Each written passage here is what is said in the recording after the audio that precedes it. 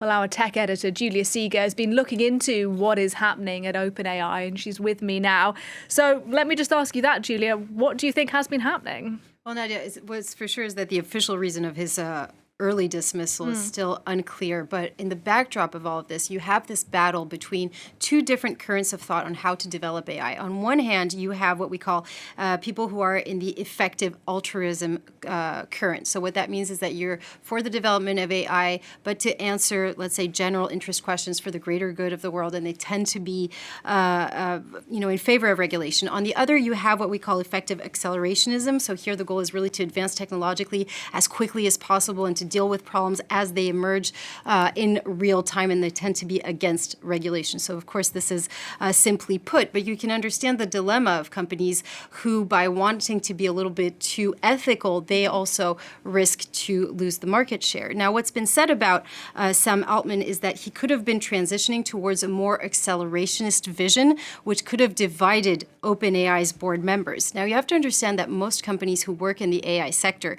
are actually in a frenzy race to go towards what we call general artificial intelligence. So an artificial intelligence that would surpass us as humans in all tasks and all domains. Now, of course, Nadia, we're not there yet. We shouldn't even be talking about artificial intelligence. Most of the time, we should refer to deep learning, machine learning, so when algorithms are using data to train themselves, but there isn't any intelligence there per se. And speaking of the intelligence itself, Julia, the launch of ChatGPT-4 by OpenAI is likely to pave the way for what is known as artificial general intelligence, or AGI. So just tell us what that is. Well, the general artificial intelligence that I just told you about, this is really what companies are trying to reach. And ChatGPT was a significant step forward, first of all, compared to its predecessor, ChatGPT 3.5, because now it can really solve complex issues, complex problems with multiple steps. And it introduced what we call multimodal AI. So this is when it can actually take in multiple sources. So for instance, it can take in, sound, text, data. And this is kind of like the human brain, like you would with your senses, right? So it's using all of that to take a decision. And this multimodal capability, if you will, is what's considered as the stepping stone towards this grail of general artificial intelligence. Now, ChatGPT is part of the